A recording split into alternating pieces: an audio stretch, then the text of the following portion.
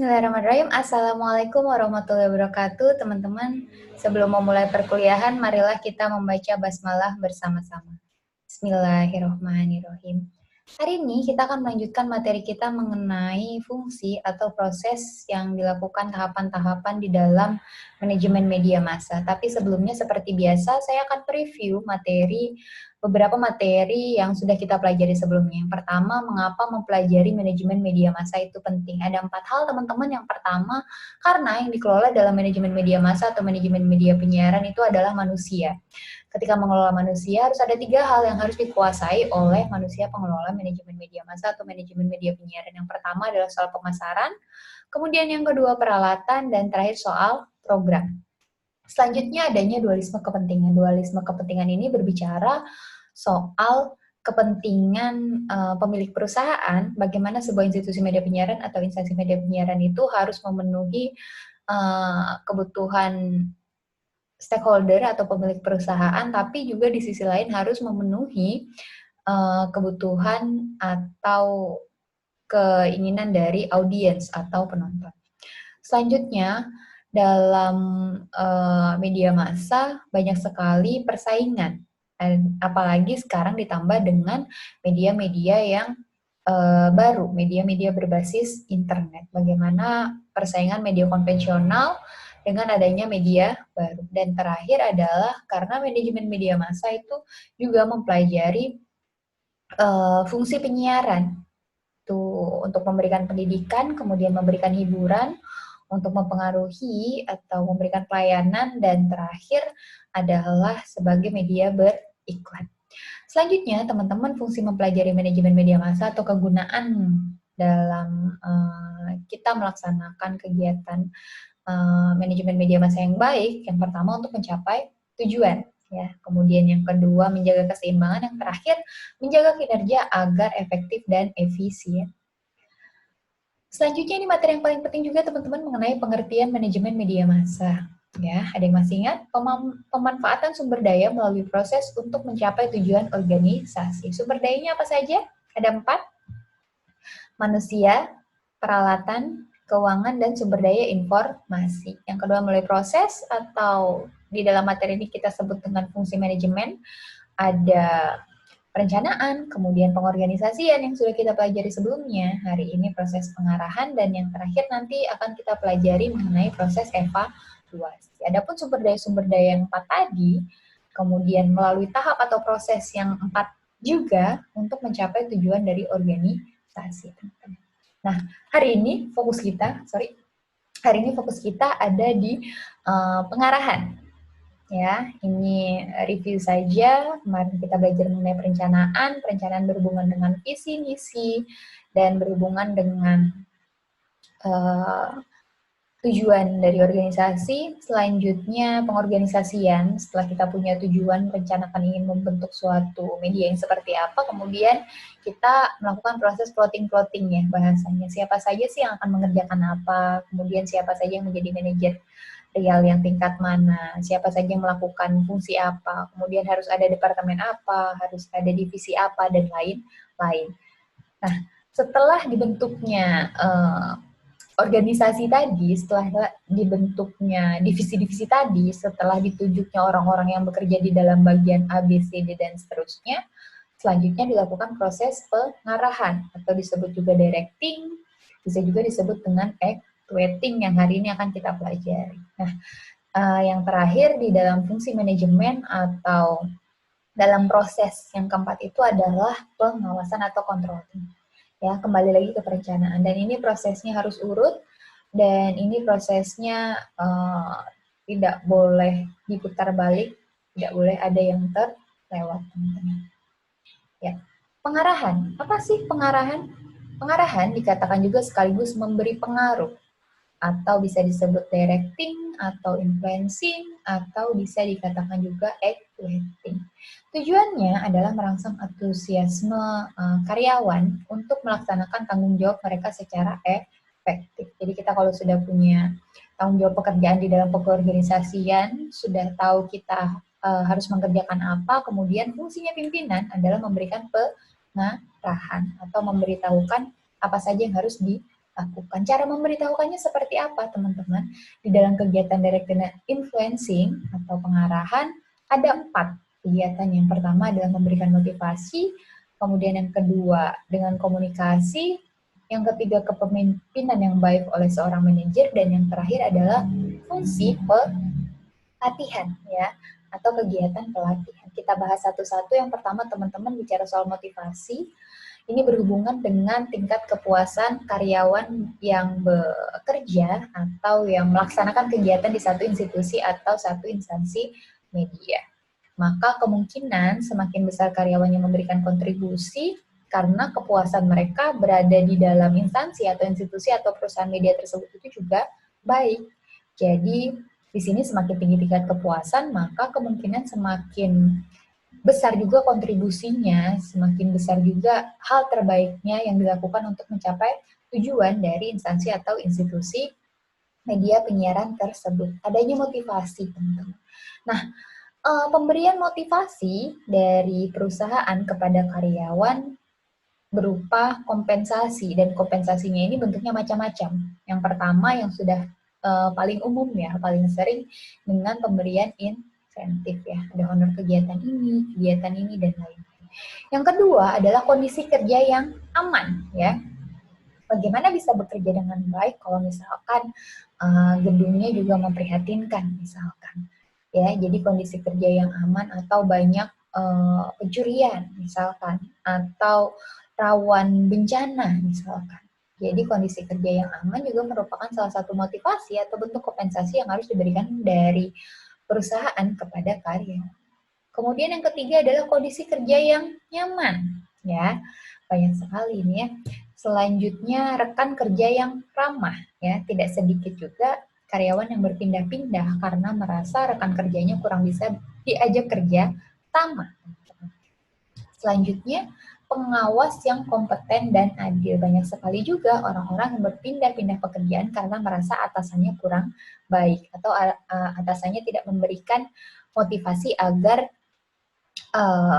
pekerjaannya bisa lebih gampang dilakukan atau bisa lebih nyaman orang tersebut melakukan kegiatan yang dihubungkan dengan pekerjaan. Selanjutnya keterjaminan kesehatan ya, ini pun juga termasuk banyak sekali perusahaan-perusahaan yang sudah memberikan jaminan kesehatan. Kalau dulu namanya Askes ya, kalau sekarang kita sudah dari pemerintah semuanya menggunakan BPJS kesehatan seperti itu. Dan lain-lain. Jadi bentuk kompensasinya ini macam-macam ya teman-teman. Ada yang bisa dikombinasikan. Jadi apalagi kalau kombinasinya 6 ini ada semua, tentu saja kita sebagai seorang karyawan juga akan sangat senang berada di dalam instansi atau institusi tersebut. Pun ketika teman-teman nanti menjadi pemimpin dalam sebuah perusahaan, jangan lupakan bahwa memberikan motivasi dengan memberikan keenam hal ini itu sangat penting untuk menjaga agar karyawan atau orang-orang yang bekerja dengan teman-teman juga merasakan kepuasan hingga dapat meningkatkan kinerja mereka. Ya, selanjutnya kegiatan kedua setelah melakukan motivasi teman-teman atau kegiatan pengarahan yang kedua setelah motivasi adalah komunikasi.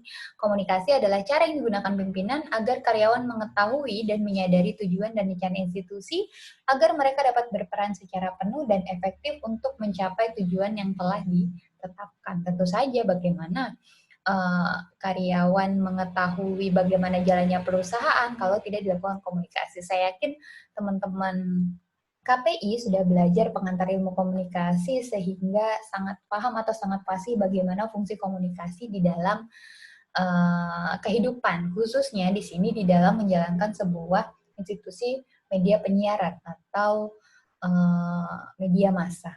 Nah, komunikasi yang dilakukan di dalam sebuah institusi media penyiaran atau media massa dilakukan dua jenis, ada yang top down dan bottom up. Kalau top down itu dari atas ke bawah komunikasinya.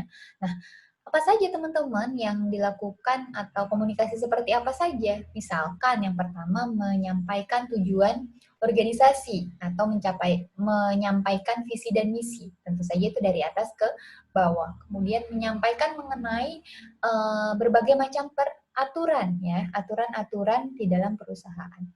Selanjutnya menyampaikan berbagai informasi dalam rangka pengembangan perusahaan. Itu juga dilakukan dengan alur komunikasi top down.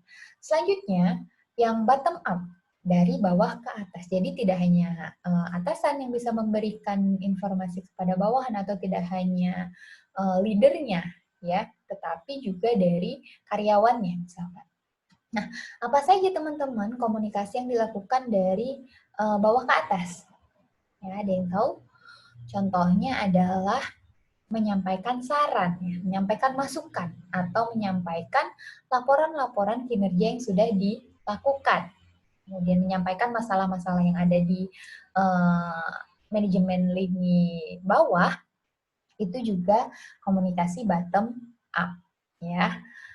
Nah, selanjutnya bentuk komunikasi ini ya bisa langsung atau rapat ya. Komunikasi bisa dilakukan secara rapat. Kalau sekarang zaman COVID bisa secara virtual rapatnya, tidak bertatap muka. Kemudian dengan media, papan pengumuman, kalau dulu ada namanya milis. Kemudian ada juga di grup sosial media. Jadi ada beberapa informasi-informasi yang cukup dengan menggunakan media saja. Tidak harus langsung atau rapat. Kemudian yang ketiga dengan gathering. Nah, komunikasi teman-teman di dalam perusahaan juga ada yang namanya formal dan informal. Gathering ini termasuk dalam salah satu komunikasi yang dilakukan secara informal ya, antara satu karyawan dengan karyawan yang lain. Gitu. Nah, setelah motivasi, kemudian komunikasi, dilanjutkan dengan fungsi seorang pemimpin atau kepemimpinan. Di dalam proses pengarahan dan pemberian pengaruh ini pada kegiatan-kegiatan dari sekelompok anggota yang saling berhubungan tugasnya. Jadi kemarin kita sudah bahas mengenai 3 level manajemen, dan ketiga-tiganya, baik itu yang level bawah, menengah maupun atas, tentu saja harus memiliki nilai atau jiwa-jiwa kepemimpinan teman-teman, agar bagaimana dia dapat menyampaikan tadi visi misi terhadap yang berada di bawahnya atau karyawan-karyawan. Ya, tujuan dari kepemimpinan ini adalah agar stasiun penyiaran fokusnya dapat mencapai tujuan perusahaan. Tentu saja karyawan harus menyadari betapa pentingnya perusahaan bagi mereka dan di mana mereka juga menjadi bagian di dalamnya. Jadi yang difokuskan pada fungsi kepemimpinan ini teman-teman, bahwa semua orang yang berada di dalam instansi tersebut, di dalam institusi tersebut itu memiliki andil untuk dapat mengembangkan atau bahkan menghancurkan si institusi atau instansinya tersebut. Jadi hal itu yang harus ditekankan di dalam proses kepemimpinan. Nah, setelah ada motivasi, kemudian ada komunikasi, kemudian dengan kepemimpinan, yang terakhir adalah dengan pelatihan, teman-teman. Ya, salah satu fungsi atau proses pengarahan yang terakhir adalah pelatihan. Pelatihan dilaksanakan sebagai pemberian kesempatan kepada karyawan untuk mempersiapkan diri mereka dalam mengantisipasi perkembangan atau kemajuan stasiun penyiaran. Perusahaan akan mendapatkan karyawan yang lebih cakap dan lebih mahir dengan dilakukan pelatihan, teman-teman. Nah, ini kan yang sering sekali ya, beberapa perusahaan-perusahaan melakukan kegiatan pelatihan-pelatihan kepada karyawannya, baik itu karyawan yang baru maupun karyawan yang lama, untuk mengasah tadi berdasarkan perkembangan zaman. Misalkan saja sekarang semuanya kan sedang digitalisasi ya, tentu saja karyawan-karyawan harus tahu bagaimana perubahan-perubahan ini terjadi dan caranya seperti apa ya, harus dilaksanakan dengan pelatihan atau bahasa lainnya bisa workshop ya teman-teman. Nah, bentuk kegiatannya nih ya, seminar bisa, jadi penyampaian materi-materi, kemudian workshop bisa, kursus bisa, studi banding bisa ya teman-teman.